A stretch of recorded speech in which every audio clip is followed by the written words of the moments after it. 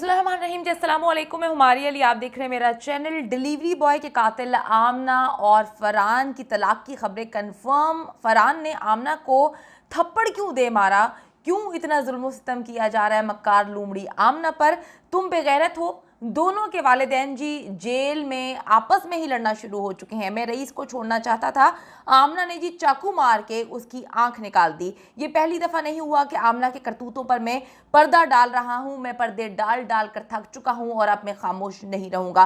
फरहान ने जी हकीकत खोलने का फैसला कर लिया है। उसका भाई अरमगान भी शामिल था, वो भी इस भयानक कत्ल में, इस भयानक दर्दनाक अजियतनाक जो तशद्दुद किया गया है उसमें वहीं पर मौजूद था, शामिल था। और इनके साथ, इन दरिंदों के साथ जो है ये भी रईस को मार पीट रहा था।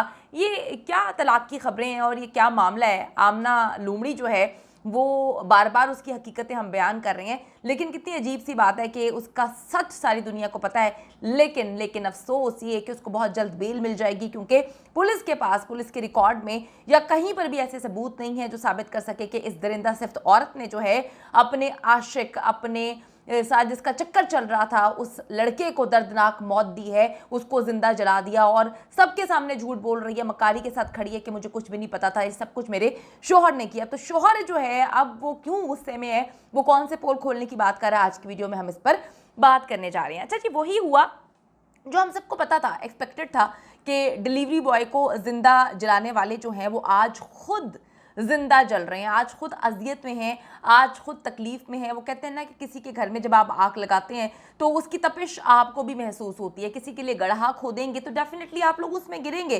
तो ये मकाफात अमल है, जो गलत करेगा, जो आपने बोया है वो आपको काटना पड़ेगा। आमना और फरहान के घर वालों ने एक दूसरे की हकीकतें जी अब खोलना शुरू कर दी हैं। ये वही हुआ कि अब जब दोनों के बच्चे फंस रहे हैं तो अब फरहान की फैमिली कह रही है कि हम अपने बच्चों को, दोनों बच्चों की जिंदगियां क्यों दाव पे लगाएं। ये किया धरा तो आमना का है। आमना के हर करतूत पे हम पर्दा डाल रहे थे। सोचने की बात यह है कि आमना के करतूतों पे पर्दा क्यों डाल रहे हैं। एक ऐसी औरत जो आपकी नस्ल चला रही है, 3 अदद बच्चे पैदा किए हुए उसने, ऐसी कौन सी चीज़ें उस औरत के पास हैं कि ये पूरा ख़ानदान जो है उसके करतूतों पे पर्दा डाल रहा है, यानी कि उसकी बेहयाई पर जो है पर्दा डाल रहा है। अब तो ऐसा लगता है कि देवरानी और देवर को भी इंस्ट्रक्शंस थी कि अगर कोई आदमी इससे मिलने कमरे में जाता है तो जाने दिया जाए। ये कौन से पर्दों की बात कर रही हैं और आमना के पास इनके बारे में कौन सी ऐसी बड़ी चीज़ें हैं। देखें, मैं नहीं मानती कि कोई भी इंसान इतना बेगैरत हो सकता है कि आप किसी के निकाह में हैं और एक औरत जो है वो मुख्तलिफ औकात में मुख्तलिफ लोगों के साथ चक्कर चला रही है और वो फैमिली जो है खामोश है,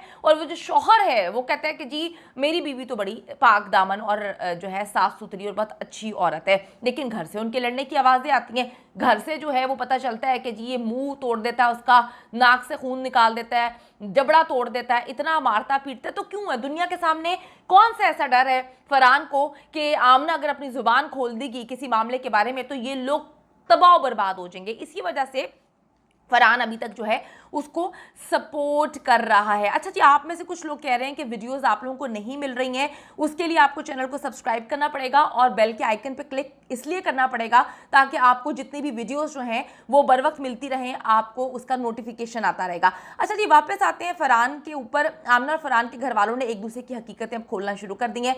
आमना के 3-4 पुराने आशिक भी निकल के सामने आ गए हैं और फरहान की खामोशी की वजह भी खुल गई कि ये बंदा क्यों खामोश है। पुलिस स्टेशन तक तो जी अयाशियां जारी थी, पैसे लगाए जा रहे थे, पुलिस को पैसे खिलाए जा रहे थे और जो ये चाहते थे वो सब कुछ हो रहा था।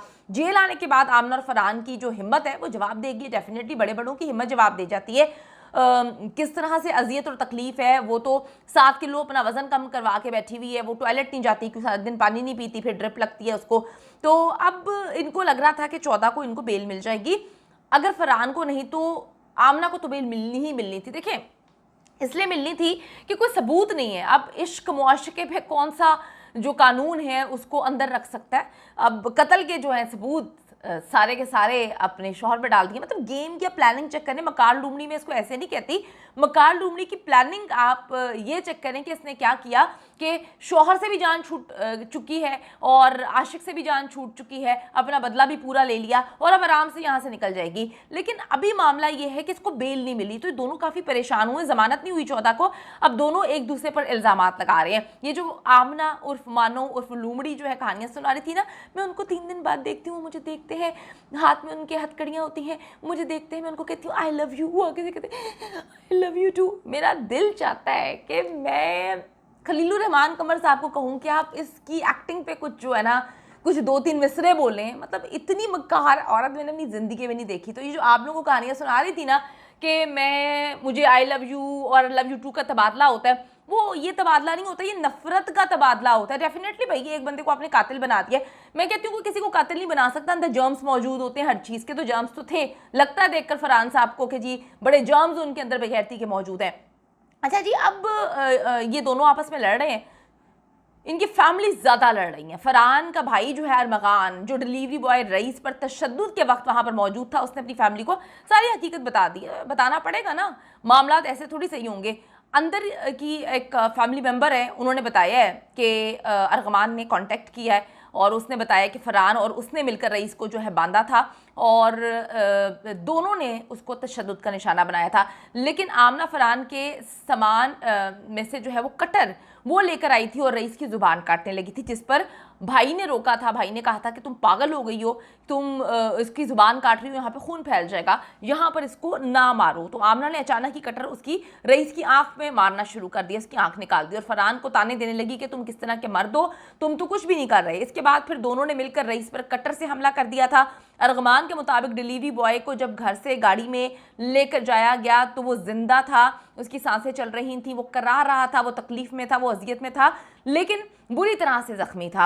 आमना पहले ही रईस को जलाकर मारने का प्लान बना चुकी थी। ये आमना का प्लान था कि इसको जला के मार देंगे, इसके कोई निशानात भी नहीं मिलेंगे, किसी को पता भी नहीं चलेगा कि किसको हमने जलाया। लेकिन कहते हैं ना कि हर क्राइम के पीछे कोई ना कोई जो क्रिमिनल्स हैं ऐसी चीज़ छोड़ जाते हैं। या मैं यहाँ पर यही बात बोलूँगी कि अल्लाह ताला कोई ऐसी चीज़ जो है वो गलत करवा देता है ताकि राज इसका खुल सके कि रईस के साथ हुआ क्या।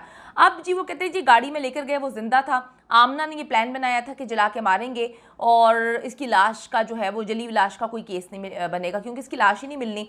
आमना ने जी शुरू से ही रईस को समझाया हुआ था कि तुमने हमारे बारे में कभी किसी को नहीं बताना। रईस ने अपनी फैमिली को नहीं बताया हुआ था, रईस ने जिससे निकाह किया उसको भी नहीं बताया हुआ था क्योंकि वो इस गंदे रिश्ते से निकलना चाहता था। डेफिनेटली गंदा ही है ना, एक औरत जो है वो किसी इंसान को ट्रैप करती है, वो कहती है जी हम शादी करेंगे, उसके बाद उसके 3 बच्चे निकल आते हैं और उसके बाद शौहर भी निकल आता है, फिर कहती है जी शौहर ने ज़बरदस्ती बच्चे पैदा कर दिए, शौहर मुझे मारता पीटता है। ये ज़बरदस्ती 3 बच्चे कैसे पैदा हो जाते हैं? जिस तरह से उसकी ज़ुबान है आमना की, जिस तरह से वो बड़ी फिल्म है और जिस तरह से वो इकलौती बेटी है, एक ही बेटी है अपने वालिदैन की, ये फिल्म इतनी आराम से तो नहीं चलेगी। पता चलता है कि नाक मुंह तोड़ने की वजह यही बनती है इसकी कि इसको जब इसके शौहर ने मारा पीटा है, जितनी बार भी मारा पीटा है, इसके चक्कर ही निकल के सामने आए हैं और इसका शौहर जो है उसके कोई बहुत बड़े राज इस औरत के पास है जिसकी वजह से अपनी औरत के चक्कर निकलने के बावजूद भी जो है वो इसको कुछ नहीं कहता, अभी तक तलाक नहीं दी। और दूसरी बात ये है कि आमना जैसी औरतें होती हैं, लूमड़ी जैसी, जो कहती हैं कि मेरा शौहर जो है मुझे प्यार नहीं करता, तो 3 अदद बच्चे जो है ना वो आसमान से गिरे हैं,